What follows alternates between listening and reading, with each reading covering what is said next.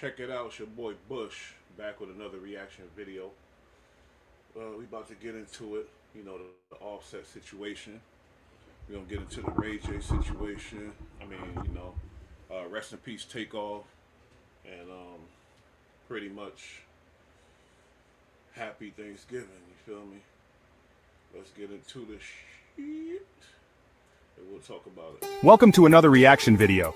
With Bush, he reacts to whatever's hot on the YouTube street, speaking real and from the heart. Buckle up, welcome to Bush Reactions. With Bush, your go-to guy for the funniest, wittiest, and downright most honest reactions to the best and worst in entertainment. From classic movie viral moments to the latest celeb dramas, nothing is off limits. Hit that subscribe button and join the fun, cause you won't want to miss a single reaction. Here on In Tune Perspective. Stay tuned. Yeah. Happy Thanksgiving, first of all, I know I had me a nice plate earlier, shit. But you know how Thanksgiving go. You eat your food, everybody be chilling, probably watching the game or something. And it's basically a relaxed day, so I'm like, fuck it, let me jump on here, do a little reaction for my peoples. Try to grow my new channel as much as I can. This video caught me, you feel me? Shout out to, let me see, who is this? This is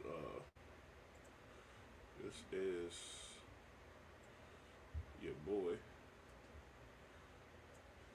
No, not Dose of Mystery. Something Speaks. What's his name?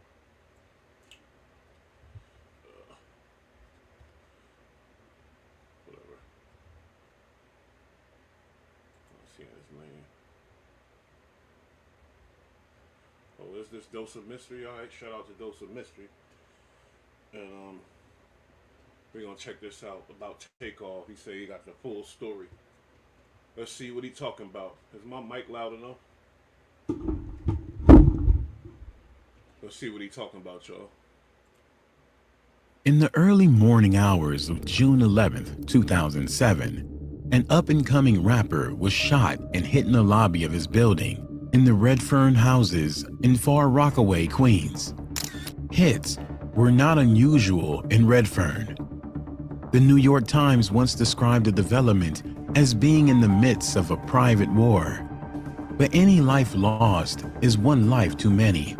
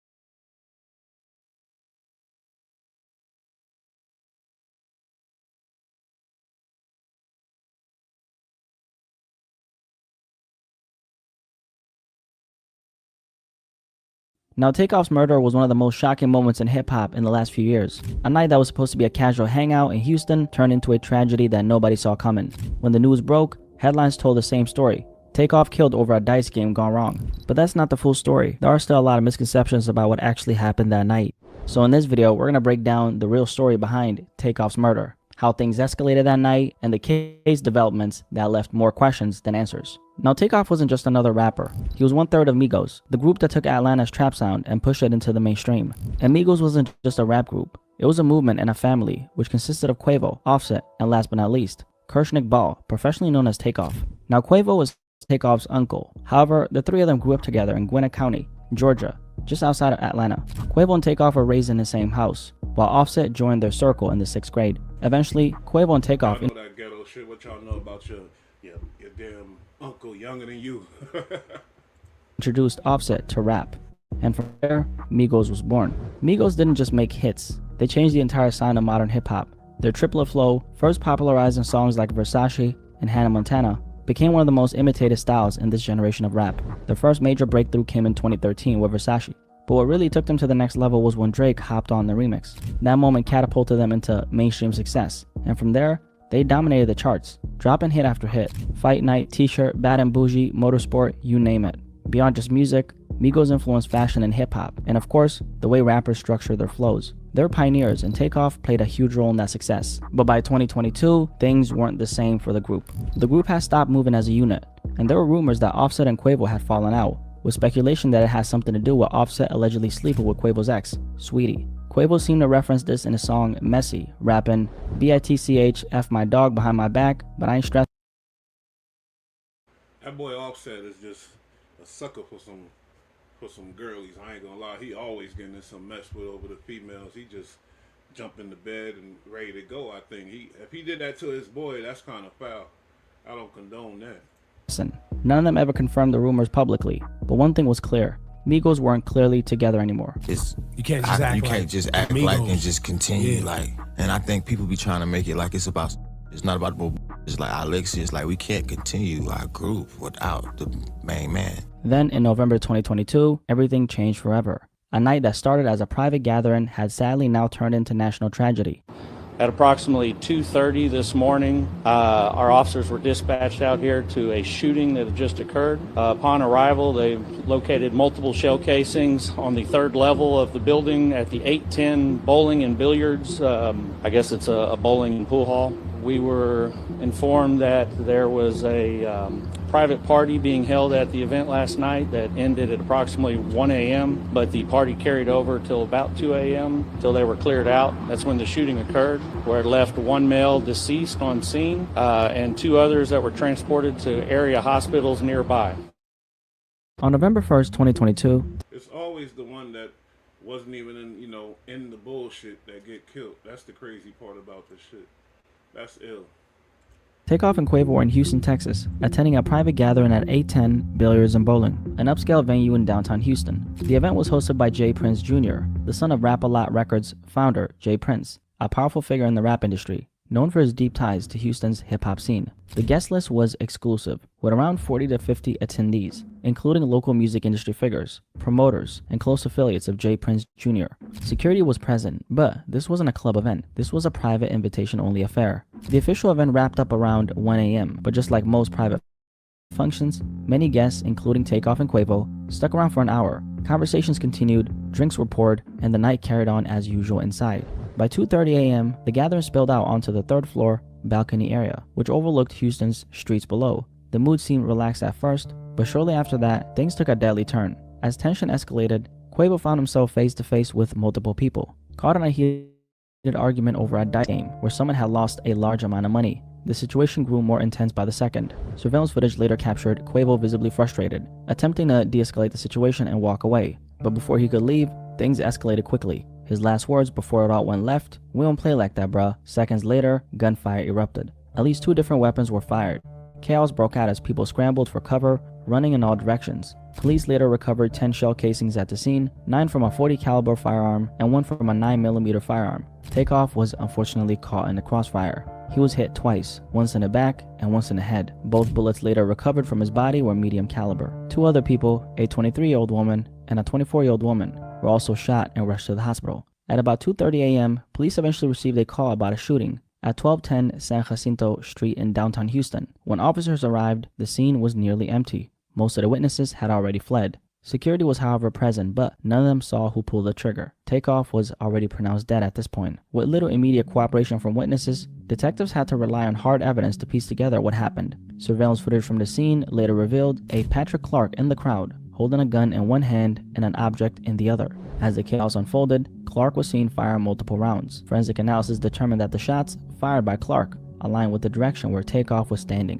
Clark was the only person visibly caught on surveillance discharging a firearm in that direction. After firing those shots, Clark fled on foot, briefly ducking inside the House of Blues, before disappearing from the scene. With so many people refusing to come forward, Houston police publicly pleaded for anyone at the private gathering to share information. But despite the heavy media attention, over 30 witnesses remained silent. Right now, Houston police say they've got very few leads in the fatal shooting of rapper Takeoff, part of the group Migos. This morning, police are asking witnesses to come forward with any video or testimony they might have that could help lead to an arrest.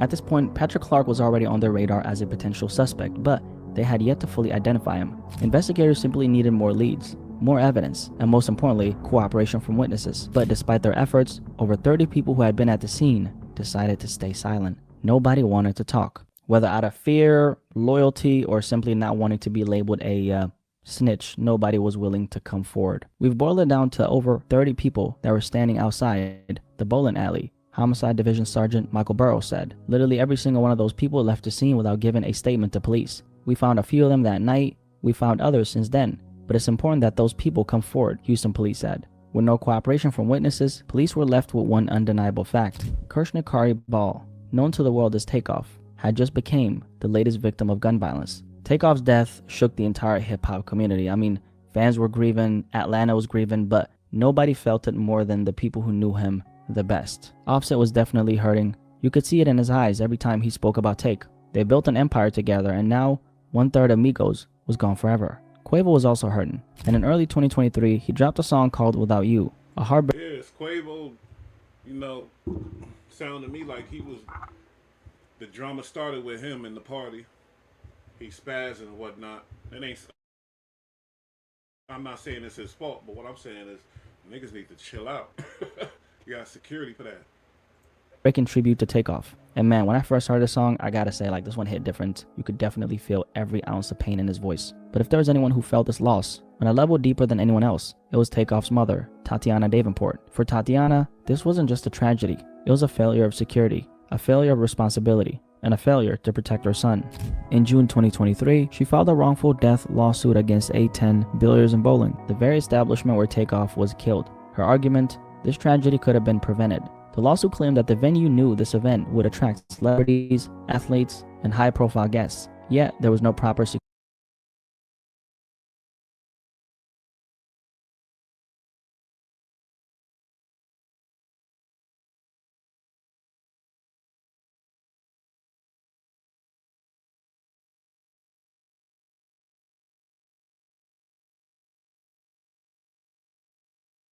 security screening, no enforcement of after-hour rules, and no measures in place to prevent violence. And when tensions started rising that night, nothing was done to de-escalate the situation. Since Takeoff wasn't part of the argument, his mother believes his death could have been prevented if the venue had taken proper precautions. And this right here did raise an unsettling question. Was Takeoff's death something that could have been avoided? Or was this really just about being in the wrong place at the wrong time? Did a lack of security create this perfect storm for disaster? Either way, Tatiana wasn't gonna let things go unanswered. But long before Takeoff's mother took legal action, investigators were still deep in the process of building their case, piece by piece. With little information from witnesses, detectives had no choice but to rely on hard evidence to reconstruct what really happened that night. So they methodically pieced together the case using surveillance footage, cell phone videos, ballistic evidence, and through this process, police eventually identified two individuals connected to the crime scene. Cameron Joshua, 22 years old, was the first suspect arrested. However, he was only charged with weapons charges, not murder. I believe Cameron Joshua has been appropriately charged in this case, said prosecutor Matt Gilliam. While Joshua's arrest brought some progress, it still didn't. I remember that when we all were saying it was him too, and then we found out it wasn't him. Yep. Answer the biggest question: who pulled the trigger? After weeks of forensic analysis and video review, authorities identified Patrick Clark as the primary suspect. Through that, we were able to deduce that Patrick Clark is a lethal shooter in the case. That's why he's charged with murder, the Houston Police Department said. Using ballistic reports, surveillance footage, and forensic evidence, police built their case against Clark. The trajectory of his gunfire aligned with Takeoff's wounds. Investigators later discovered Clark had left behind a wine bottle at the House of Blues. His fingers on it directly linked him to the crime scene. With this evidence, police secured an arrest warrant. And on December 2nd, 2022, exactly 31 days after Takeoff's death, Patrick Xavier Clark, 33 years old at the time, was taken into custody and charged with first-degree murder. Now, one of the biggest misconceptions surrounding Takeoff's tragic death was that he was somehow involved in what happened that night, but he wasn't. There was a lucrative dice game that went on at the event. There was an argument that happened afterward, outside the bowling alley, which led to the shooting. I can tell you that Takeoff was not involved in playing the dice game. He was not involved in the argument that happened outside. He was not armed. Now, Takeoff was only at the spot because Quavo was there. I mean, he wasn't gambling and, he wasn't really caught up in anything. He was only there because they always moved together. Wherever Quavo was, Takeoff was right there beside him. And that's what makes this story so tragic. Takeoff was always described as quiet, introverted, and focused on the music, while Offset and Quavo embraced more of the lifestyle that came with the fame. Takeoff was different. He wasn't loud, he wasn't flashy, and he wasn't looking for any trouble. But that night, they weren't just anywhere. They were out in Houston after hours, in an environment that can get gritty. A group of men, many of them drinking, egos high, playing a dice game, standing outside a venue in the middle of the night. It was a recipe for disaster, and the worst part, Takeoff had nothing to do with this.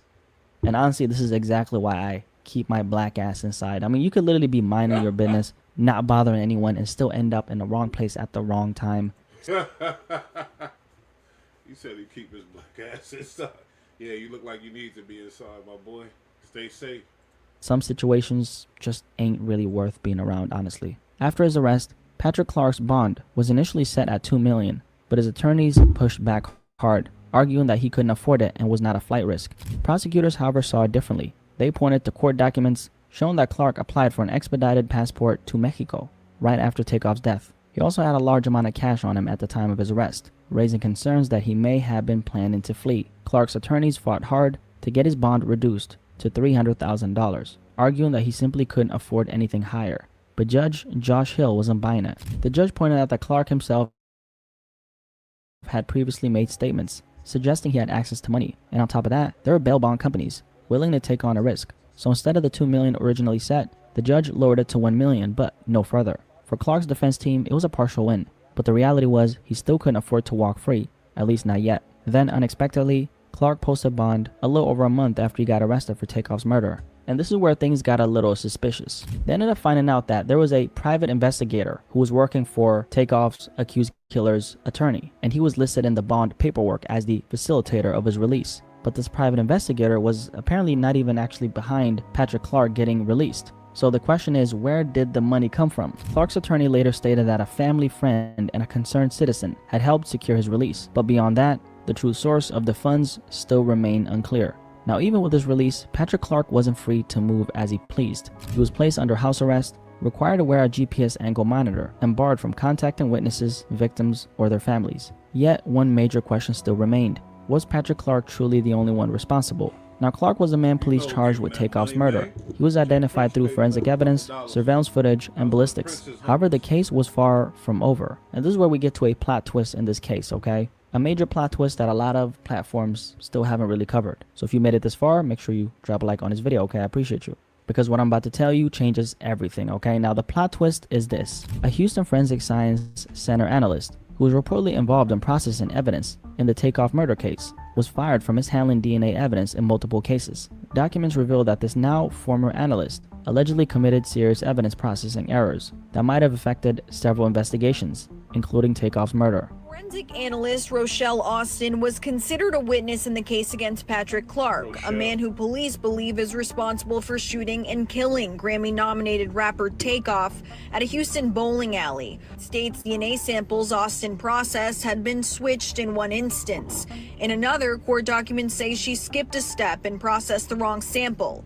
These are cases unrelated to Clark. But according to criminal defense attorney Murray Newman, the Brady notice is an indicator to the defense that there is something that may contradict their client's guilt. Just when the case against Patrick Clark seemed airtight, this happened. This forensic analyst at the Houston Forensic Science Center was now at the center of this controversy, and she actually ended up getting fired for this. Now, this isn't just speculation, this is on record. The Harris County District Attorney's Office filed what's called a Brady Notice, a legal document that requires them to inform Patrick Clark's defense team about the termination of this forensic analyst and any issues that could affect a fair trial. Now, they said that the reason for her termination was lack of quality work, among other serious concerns. She apparently switched DNA samples in one case, and she also skipped a step and processed the wrong sample in another. While these specific errors were reportedly in other cases, the fact still remains. This forensic analyst was apparently involved in the Takeoff investigation. You know, Jay Prince sound like he got that whole town on lock. Shorty working for Jay Prince too, just like the dude was. That sound like she was doing that shit on purpose. She wanted this shit to go bad. She didn't want that case to be fair. So now the biggest question is, how much of a role did she actually play? Because if there's even a slight chance that any of her work touched the forensic evidence in this case, it could change everything. And that's exactly what Takeoff's accused killer's defense team is now questioning. This is something of concern for us, and we will be investigating it to see exactly how it affects our client's case, Patrick Clark's attorney said. Now, let's not forget, the entire reason Patrick Clark was arrested wasn't just forensic evidence. It was a combination of forensic analysis, surveillance footage, and ballistics. And like we talked about, he was caught on surveillance footage holding a gun and firing shots the night. Academics, DJ Academics, who fucking did the police work. Takeoff was killed. They also said he left a wine bottle behind, and that his fingerprints on that bottle linked him to the crime scene. But now, with this forensic analyst's credibility completely in question, the defense has a major opening to challenge how the forensic evidence in this case was handled. And according to a criminal defense attorney, whose name is Murray Newman, who's not involved in this particular case but spoke on the forensic mishandling issue, this is apparently a huge problem for the prosecution. Since she did mess up, they can never put her on a stand again, and the defense attorney would eat her alive, he said. So what exactly does all this mean? Well, if the forensic evidence is compromised in any way, it could weaken the entire case against Takeoff's accused killer. And even if one inconsistency is found in how the DNA was processed, this could actually be enough for Patrick Clark's defense team to challenge the charges, meaning Takeoff's alleged killer could walk free. After posting bond in early 2023, Patrick Clark was placed on house arrest with a GPS monitor strapped to his ankle and was required to surrender his passport as part of his bond conditions. For months, this was his reality, but then in November 2023, the case took another unexpected turn. A judge ruled to remove his house arrest and GPS monitoring restrictions, meaning Clark was no longer confined to his home. However, that didn't mean he was completely free.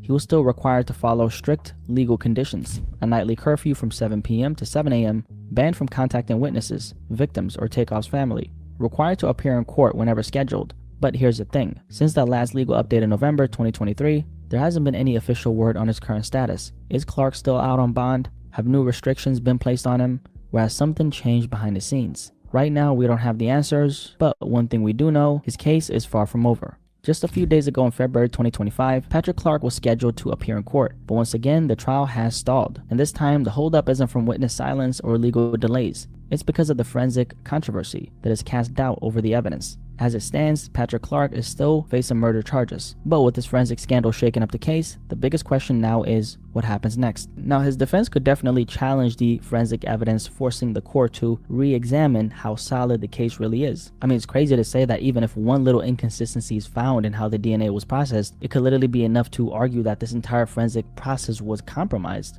And if that argument holds up, well, I'm sure we all know what it means. It could change everything. But regardless of what happens in the courtroom, one thing will never change. Takeoff is gone. His family, friends, and fans still want justice. They don't want another case where the system fails to hold the right people accountable. And honestly, it makes you wonder, will Takeoff actually ever get the justice he deserves? From the moment Takeoff was killed, the public image was fed a simple story, a dice game gone wrong. But as we've broken down in this video, the reality runs much deeper. Takeoff wasn't gambling. He wasn't even supposed to be there. Yet here we are, years later, and his case is still tangled in delays, unanswered questions, and now a forensic scandal that could change everything. The official story might have told you that this was a tragic but straightforward case, but the truth is that Takeoff's case is filled with gaps. Gaps in the investigation, gaps in witness cooperation, and now gaps in the forensic evidence that was supposed to be rock solid.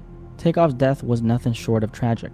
Imagine stepping out for a casual night with your uncle, Quavo, someone who's been by your side your entire life, only to lose your life over an argument you had nothing to do with. For those who don't know, Quavo wasn't just a rap partner. He was Takeoff's actual uncle. They grew up together in the same household, with Takeoff looking up to Quavo as both family and inspiration. Takeoff was quiet, laid back, and focused on his craft. He wasn't a type to be caught up in drama, and that's exactly what makes this story so heartbreaking. A talented artist, a genuine soul, gone way too soon. And the worst part, his case is still filled with more questions than answers. Will justice ever come? Only time will tell. If you made it this far, how about drop a like on this video, because obviously we're working very hard right now. Appreciate you guys so much for watching this video, and if you're new here, my name is Blackie Speaks. Nice to meet you. Welcome to the family. Thank you for subscribing. What do you guys think about this conversation regarding the untold story about Takeoff's death? I'm really curious to hear what you guys have to say, and I'll catch you guys in the comment section below. But most importantly of all, I'll catch you guys in the next video. Have a good day. Have a good night. Peace.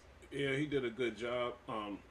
Some things we all know about, you know, but that's crazy. You know, that's a new trick that y'all seen with YSL, whatever his name is, when you go ahead and you mess the case up intentionally, and then they gotta go ahead and get rid of the whatever, dismissal, mistrial, all that type of shit. You feel me? So you got people working, and if you got people in your corner that's in the judicial system, in your case, shit, you looking good, because they're gonna do what they do to sabotage it if they about that. Most of the time they get paid off. You know what I mean? It's a check involved. So it's like, yeah, definitely seen it done many a times. Law enforcement people, they're human beings just like the rest of us. You feel me? Let's look at this Zoo Melly shit. This shit crazy here. Trap Lord Ross. Tragic passing of THF Bezu. We've all been digging into exactly who might have been responsible. He had a whole bunch of different beefs from all over Chicago that we're hearing now. This new gang, BTBG, DMG, all of these younger crews, they're apparently into it with Bezu. There's all of these stories about Lil Zay Osama and his 6300 crew being into it with THF over watches that got stolen. There's a whole bunch of stories, all right? But what I think is very interesting about this is it doesn't really seem like THF Bezu's most notorious and historical enemies have been placed anywhere near the scene. Like, nobody from the original crew who Bezu was at war with has seemingly anything to do with this. It surprised a lot of people, because just how vicious this war that THF was in with this crew called 051 Young Money, it's almost unthinkable to imagine that anyone other than, you know, those guys who they were at war with, they're saying THF Bezu had a few bodies on, you know what I'm saying? All these, bruh. How? That's why this dude is crazy, because he always think he know what he talking about, but like these crews don't got other ops and other enemies, you know? With 051 not got nothing to do with this? Well, you know, it's a deadly game going on in Chicago right now. This new generation of kids, youngsters, just, you know what I'm saying? The YNs, you know what I'm saying? I don't even want to say it, but you know what I'm talking about, okay? This young... Yeah, say it, white boy. The YNs. You want to say it so bad. Say it. The YNs, nigga, the YNs. I think he'll sell his soul to be black, to be a YN.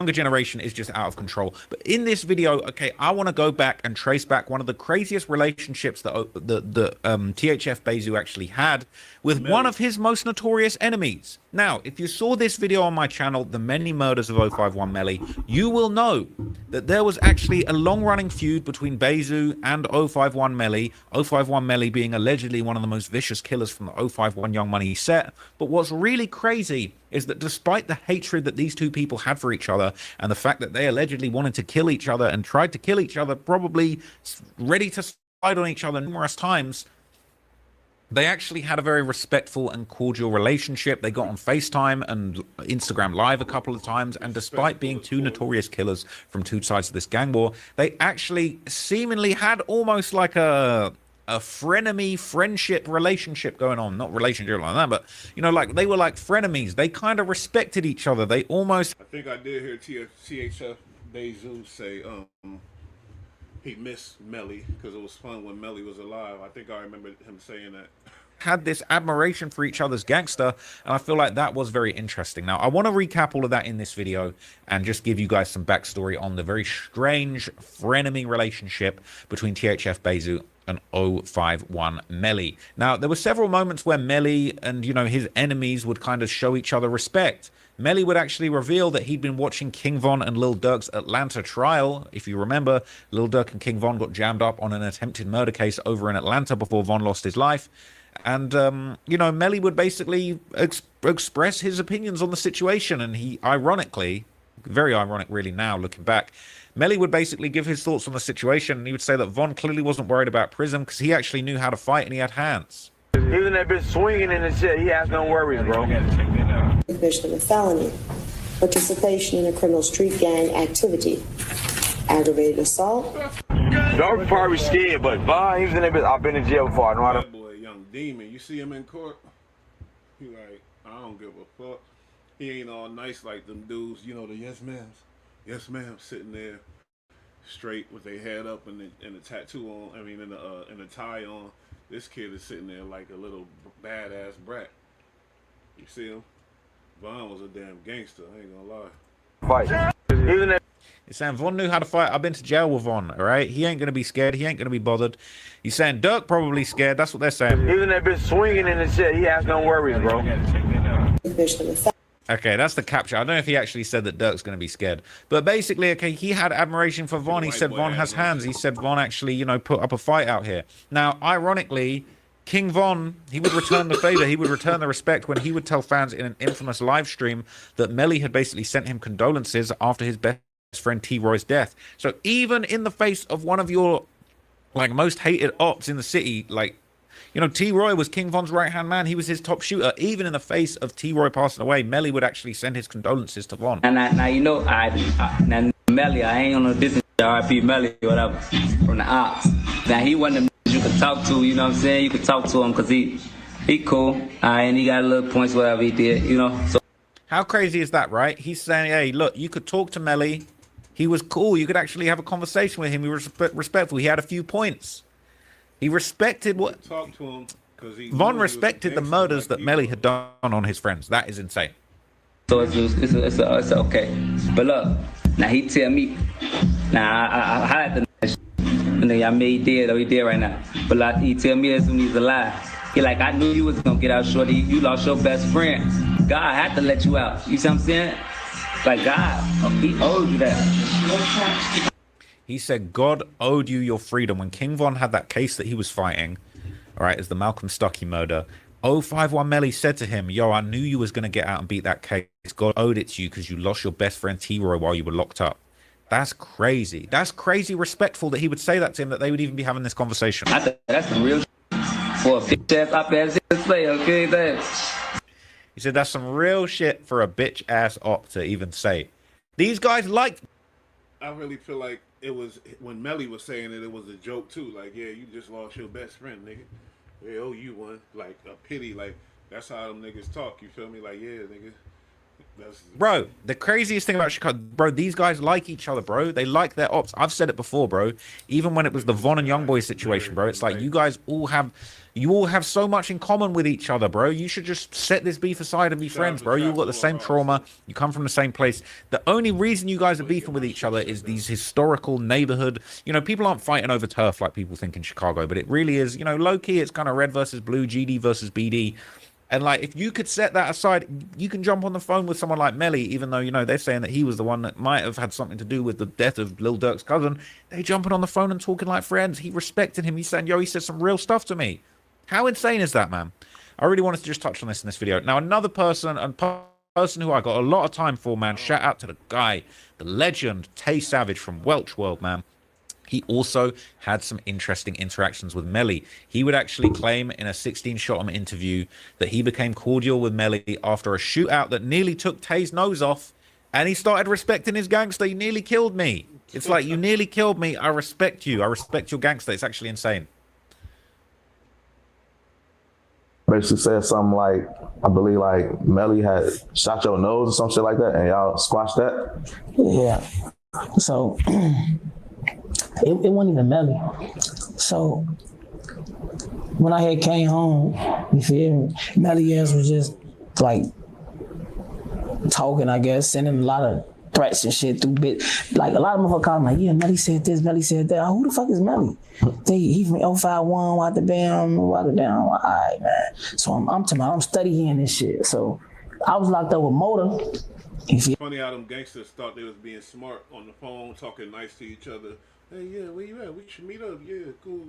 Like, now the police hip to that, so now they going back and using all that and watching all that shit too. Police hip to all this shit, man. That shit is funny though. And with interviews like this, they learn more. And when they get the podcasters that's in jail that's talking that gang business and talking all the shit, they gonna learn everything. But that's just what it is, you know, the clout, money, this content. I get it, shit. Get me? So I kinda had like a little relationship with Motor.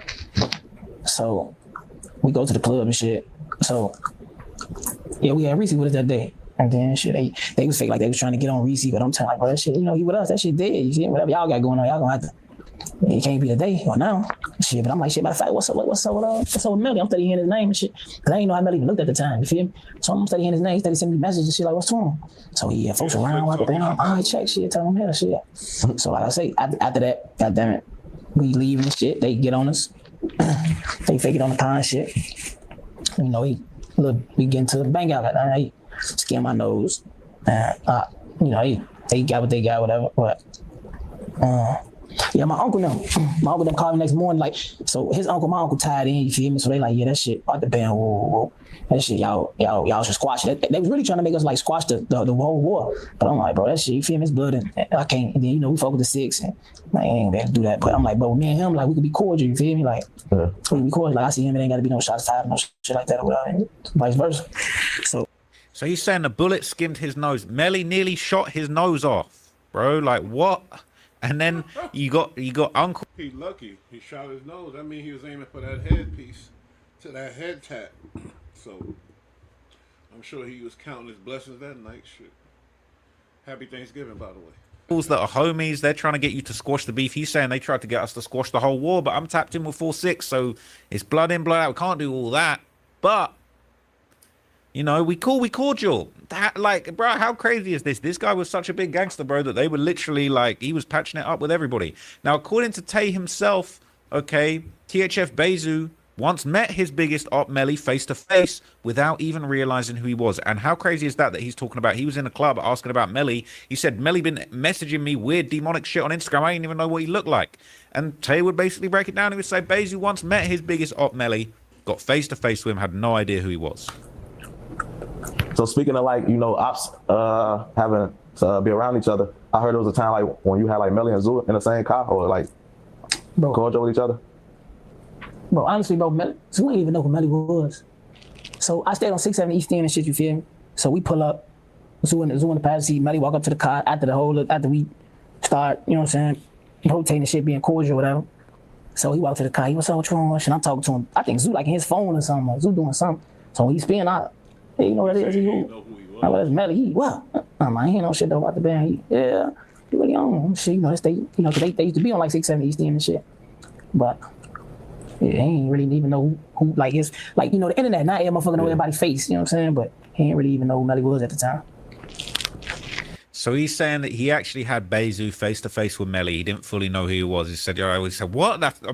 That's the big op that we're hearing about. Now, you know what's even more crazy? Following Melly's death, okay, THF Bezu would openly admit that he actually respected Melly. Despite him being from one of THF's biggest enemy sets, he actually had respect for his gangster.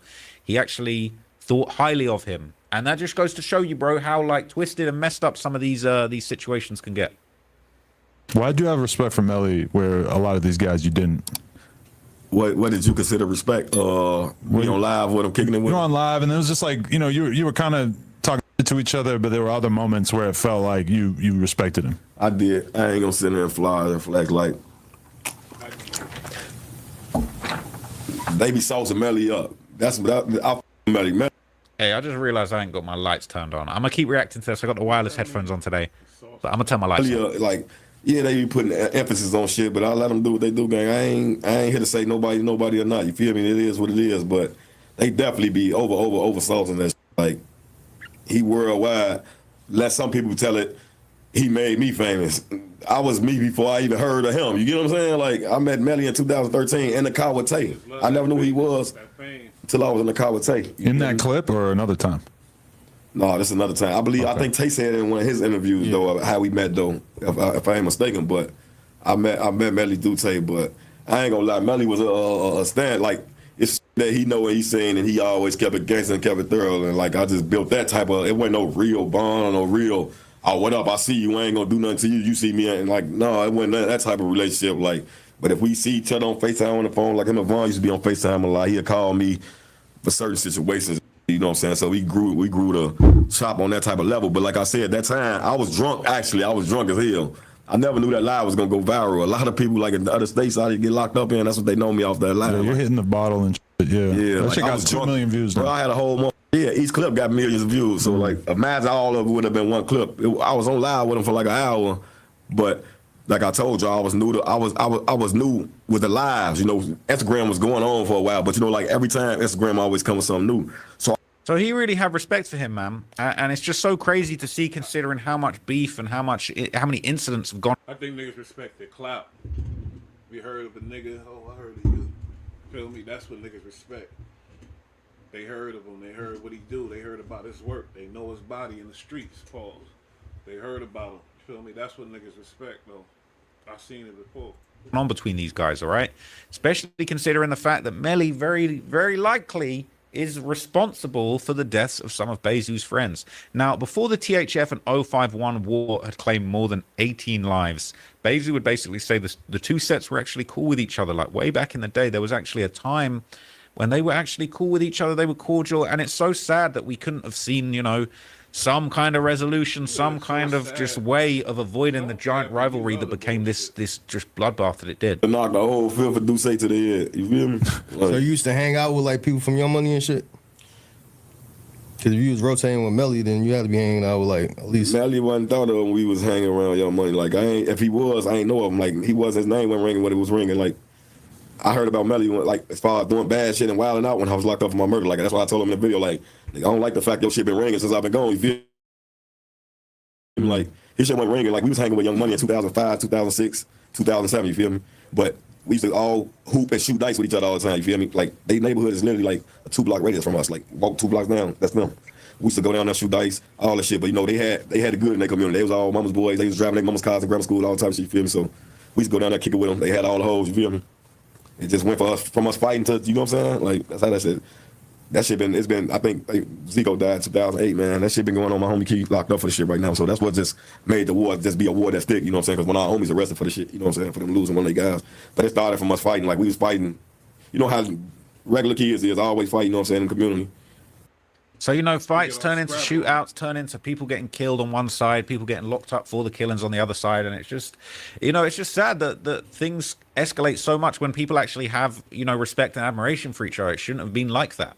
Now, that history made their infamous Instagram live together even more surreal because it would show both the tension, but also this weird mutual respect that like Melly and Bezu had for each other.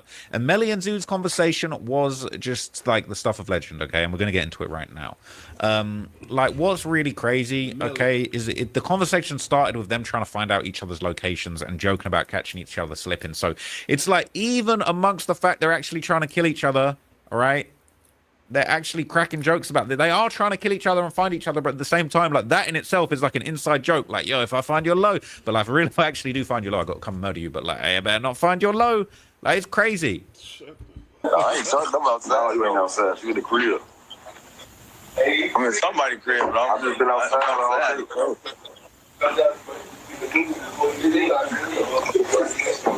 Man, you don't even drink, man. You're a kid. Stop acting like you really drinking, man. I'm trying to catch your ass drunk. He said, you don't even drink. Now, Bezu admitted in that No Jumper interview that he was actually drunk when he was on this live. Maybe he wouldn't have done this if he wasn't drunk. But what's crazy is he's like, I'm trying to catch you outside. I'm trying to get like, yo, I'm trying to catch you drunk. Like, they cracking jokes, but it's also true at the same time. Like, I don't think I've ever seen like a relationship. Yeah, but one thing, he ain't do no other lives with no other people, Bezu. He ain't do no other lives since this one, though. We gotta remember that. Friendship like this, ever. Not happening. I'm trying to catch you drunk. But I'm drunk. I'm be super prepared. Hey, yo. I'm trying to catch you drunk. Pause. Man, that way I be out here. I was drunk. I was just drunk recently. That way I be out here loose. Yeah, right here. Like a thought. Hey, I'm ready to catch your ass drunk. Yo. Like a thistle, huh? I ain't gonna catch you. You with the gang? You with the gang? Huh? Gang? Y'all all type of shit, man. I don't even know how to throw the wires up. How you throw all that? Tell me y'all type of shit. Come on, don't start. Bro, he throwing up the wires for Young Money. He's saying you with the gang. He's throwing up their gang sign, bro. He low-key want to be in the set. Like, this is insane. Like, do you understand how insane this is? I feel like... He said he want to be in the set. He clowning, nigga. Shut your... See, that's where you be tripping, Trap. Come on, man. Get your... That's why, like, people don't even realize this is a whole hour-long live, bro. The history is actually insane, bro. Bruh. It's crazy, man. It's actually crazy. This shit is crazy, though. How they looking at each other all in the eyes, trying to catch your ass drunk. Rest in peace to both of them. This shit is crazy. And he looked like one of my cousins and shit up there. Now, later on in the live, okay, Bezu would talk about leaving Chicago, while Melly said that he would never move and he planned to live to 100 years old.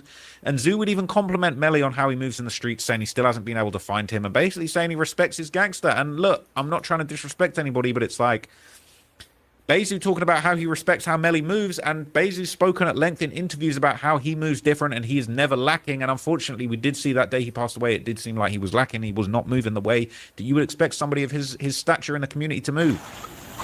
Nah, they said, didn't this thing jam on him? He pulled it out, whatever. But yeah, I guess he was lacking. But if you get killed, that's lacking regardless, so it don't matter.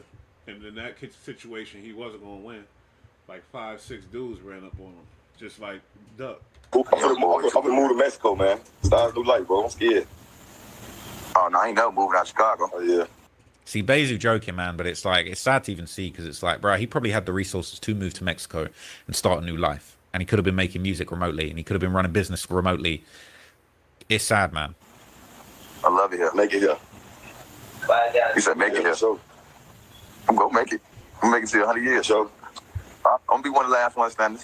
Yeah, you know how to move. Duck that taco. He told him, bounce up out of here. You need to move.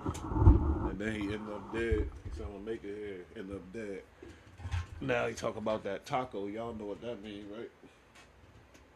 Nah, I ain't ducking my taco. Just say you said it right the first time. I know how to move. I ain't ducking my taco. You know how to move? Right, I'm gonna give that to you. I can't say your way. You definitely know how to move. I'm saying when I want to be seen. Shoot that money, man. He actually respects him. He's saying you know how to move. He means that. When he says you know how to move, he means that, all right? And unfortunately, both of these people didn't make it to 100. 100's unrealistic.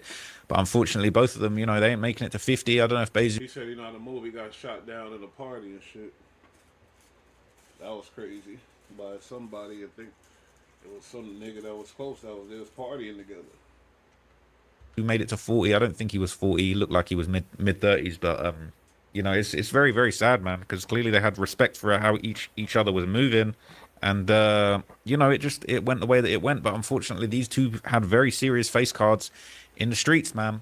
Now, after this, they kind of both listened out into each other's lives for background voices and names. And they was trying to figure out who the person was with and possibly where they were. Like, they was really scoping each other out, even though they was respecting each other. Money, I don't give a fuck about that shit. Your ass ain't no real beauty, that's what...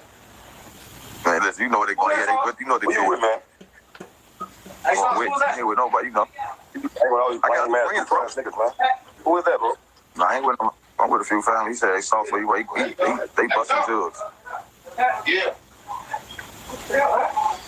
So I'm trying to listen to the background, see, listen to names, man. Go on with that shit, man. I see you hold your head like, hold on, I know that. You don't know that name, man.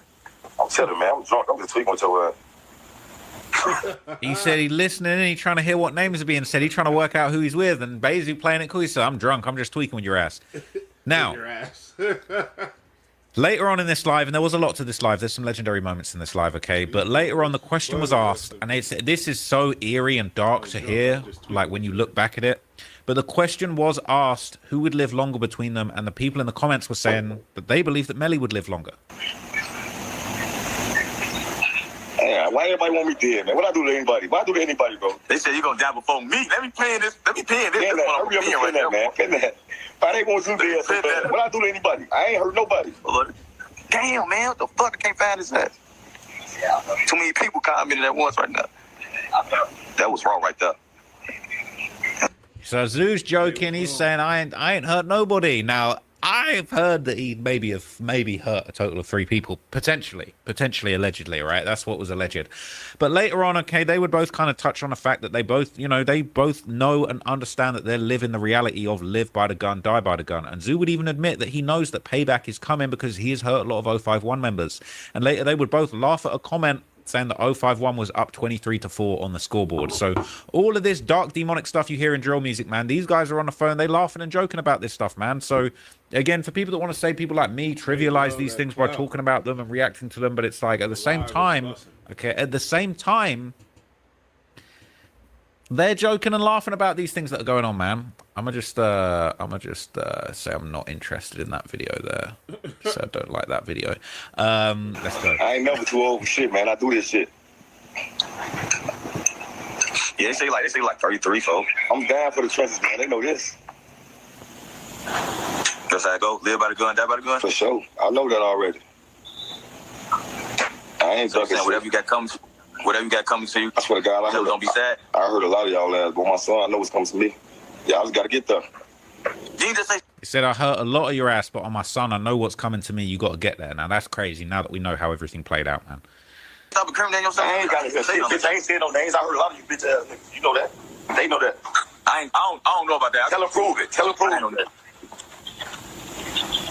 I know what's coming. Live by the gun, die by the gun. Tell them don't be chased. So tell them don't be sorry for you. I swear to God, I'm slicker than the grease. Huh? Say what? What you say, my boy? I said, tell him so don't be sad for you, right? You live your life. You did what you did. You got to accept it. I don't want no motherfucker crying for me, bro. Don't cry at my funeral. So motherfucker paint your dreads red, something. Don't cry. On car, get wild. I need 20 for 1, you hear me? This is that famous statement. This has been going around a lot, man. He said, if they kill me, I need 20 for 1. 20 people need to die about me. And people on the streets, people in THF been saying that's really going to happen. It's very unfortunate, but that is the reality behind this. And he's saying, look, I know what's coming to me. I know I've done hurt people. Don't cry at my funeral. And Melly's saying, look, if we paint your dreads red, if we shoot you in the head, you saying no crying? And he said, I know what's coming. 20 people going to die after that, man. It's chilling to hear at this stage. Why I'm up 25-3? He laughing. They're saying YM up 25-3. Now that hits different when you know that Bezu allegedly got 3. Damn,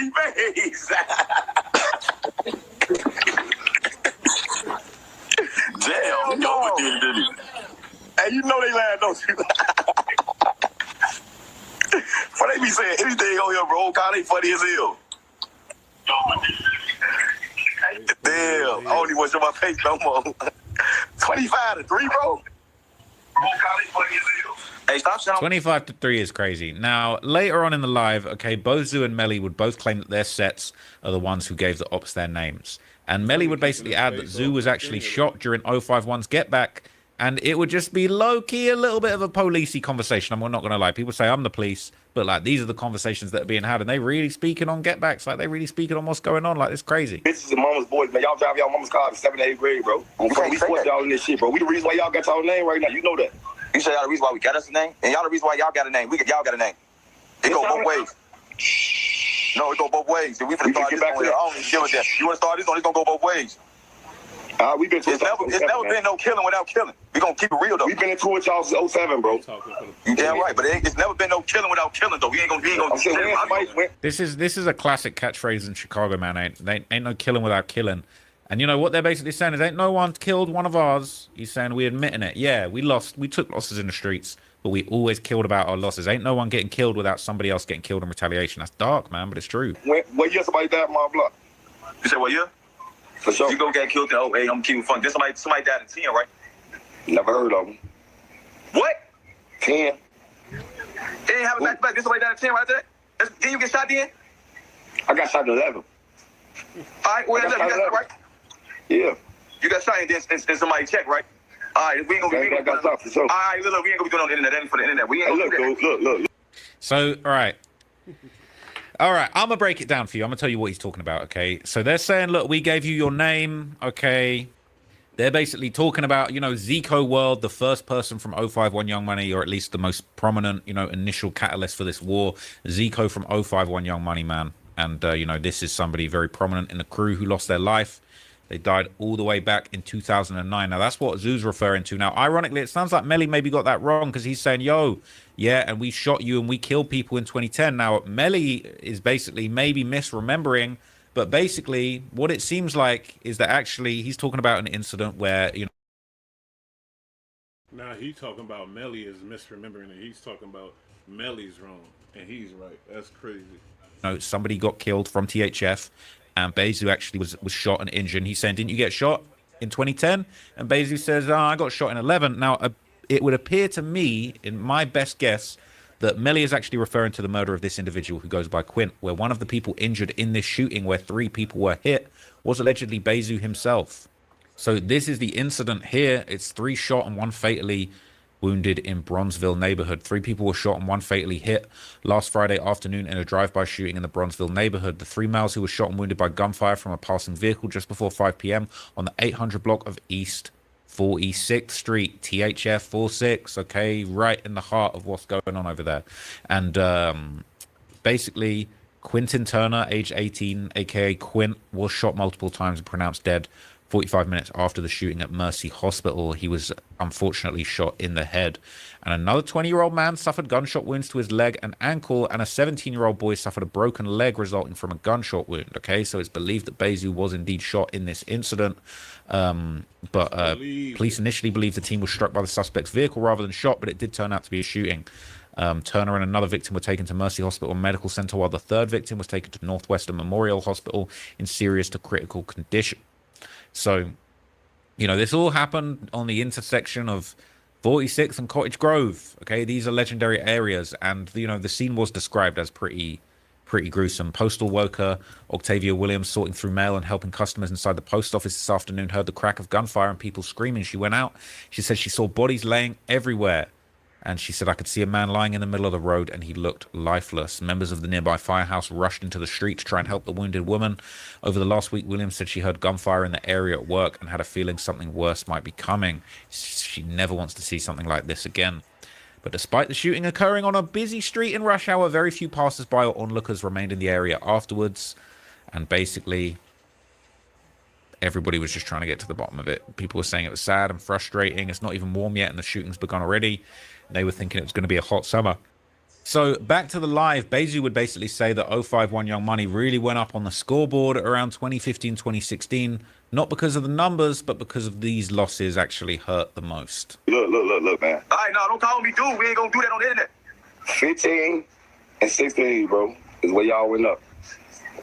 That's when the shit was really cracking. They weren't really. Oh, that's when it hurt. I don't know what you're talking about, dude.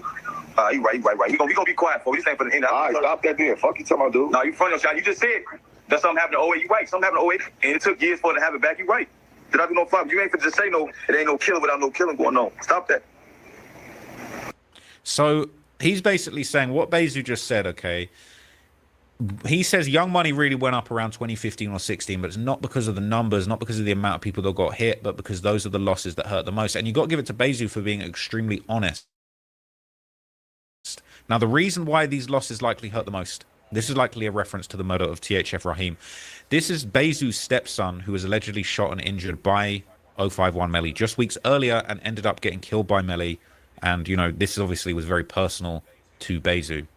Now, look, I've seen some people say that Melly was responsible for this. I've seen other people say that Melly shot at Rahim a few weeks before and somebody else killed him. But ultimately, a man was charged in the murder, and he was only 15 at the time, and this was very, very personal because this was Bezu's stepson. This is no bail for man charged in May slaying a 15-year-old boy in Bronzeville. A South Shore, let me zoom into this a little bit more. It says a South Shore neighborhood man was charged and ordered held without bail in a May shooting that killed a boy and wounded another in the city's Bronzeville neighborhood. Arias Finch, 20 of the 6900 block of South Paxton Avenue, was charged with first-degree murder in a May 24 shooting that killed 15-year-old Rahim Demiron. Around 8:15 p.m., Rahim was leaving the Golden Fish and Chicken restaurant and walking near 45th Street and Cottage Grove Avenue with 4 other 15 and 16-year-old boys, 14 and 15-year-old boys, and another witness when 4 or 5 shots were fired from a silver sedan. Raheem was shot in the back and ran into an alley where he collapsed and died. Another 14-year-old boy was shot in the ankle, and the 14-year-old was taken to the Children's Hospital. Witnesses identified Fitch, a member of the Young Money faction of the Mickey Cobra Street Gang, as the man who shot the two boys. According to Keating, prosecutors said they believe the shooting was a retaliation for a drive-by in May 15, where Fitch and another member of the same gang was shot. So they're saying that, you know, they're saying it was going back and forth, basically, all right? And all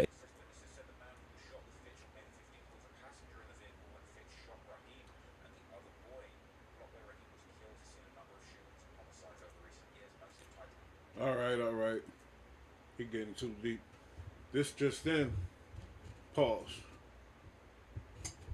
Let's react to this. DJ Academics, YNW Melly affiliate snitching on Young Boy and YNW Melly. That's crazy as hell. Why Young Boy gotta, you know what I mean, be involved? You know, I told y'all that dude Bartlett, whatever his name is, he's a, you know, he gonna be some trouble. So basically, they saying he's just running his mouth back there and he ain't giving up. Kind of incriminated, or not incriminated, but like it put a crosshair on a bunch of other people. Where is this fucking footage at? Where is it? Is it this? Nice. Let's see, Melly.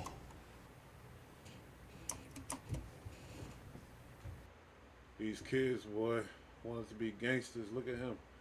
Look at them. They look like reptiles, homie. I ain't gonna lie to you.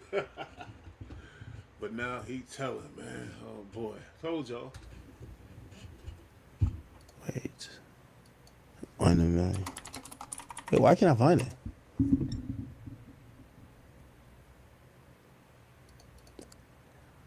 All right, fuck it. I'm gonna just watch it from this guy's thing. Hold on, everybody. What can't talk routine Instagram?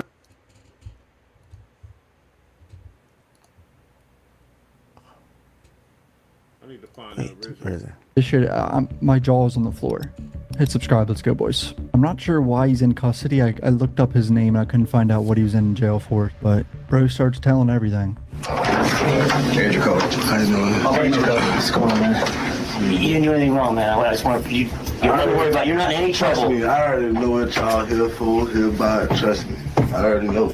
My nigga dead and gone. I already know what y'all here for. Well, it just, which one were you close with? Both of them. Every last one of them. Did you grow up with them? Every last one of them. Every last one of them. So he's clearly upset because his boys got killed, you know what I'm saying? What would you do in this situation? Who would you say you're close with, Sack or Juvie? Sack. Parking, sit outside the house. Y'all don't got a key. We seen that. How you remember the details that he wearing tank tops? He looks, bro. I heard Portland's talking on. Where does this, Man purse. Oh yeah. They had two. There was Portland two. never carry a gun? No. Where the NBA young boy in them. So Melly, Vaughn, Dirk, T Grizzly, Fredo Bang, and we could add more names to it. Didn't fuck with Wabi. Cause I don't know, bro. Cause my mindset is like, for young boy, how you know so much about this shit? And you feel me? How you know about it? Yeah. The Slang That Iron song from Young Boy, the remix of Melly song. Listen to that bitch. What the fuck you said? Bust a nigga head, son. Let's go play it, or let's go look up the lyrics. Slang That Iron NBA.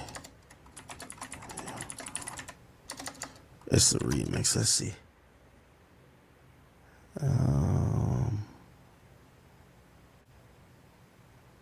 Wait, where is that? I ain't getting to the end of it. So he put NBA Young Boy in there too, huh? The Young Boy remix the song.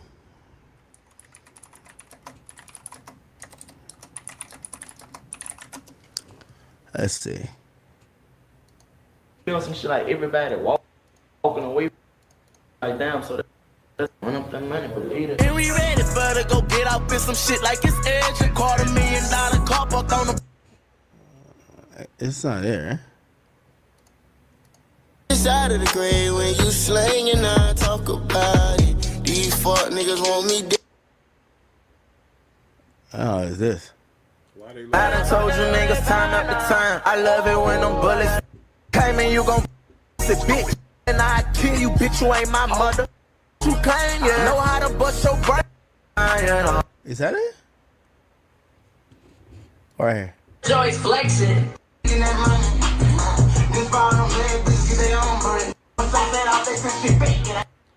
Weird how all these young little gangster rappers, you feel me, from the South, they all know each other, it seems like. From Chicago down south, they all know each other. All them little killer rappers.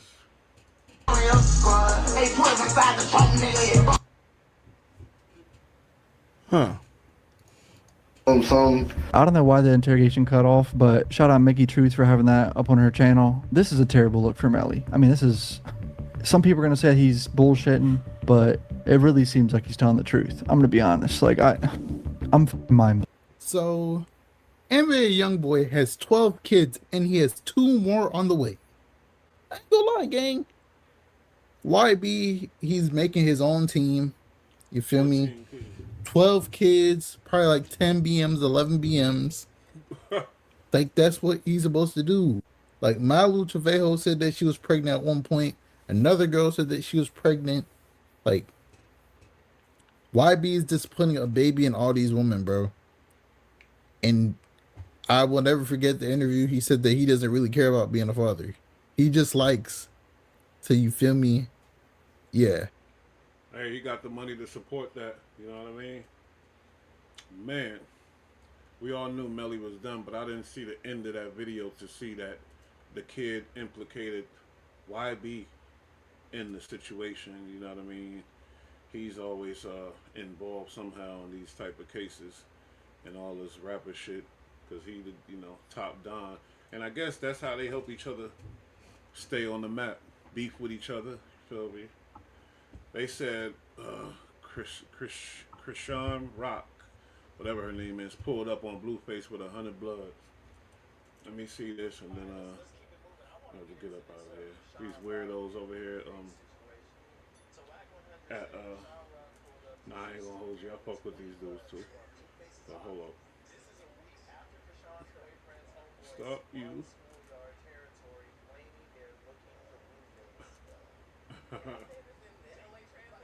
That's crazy as hell, bro. Krishan pulled up to Zeus with 100 niggas from BPS from the jungles. She brought.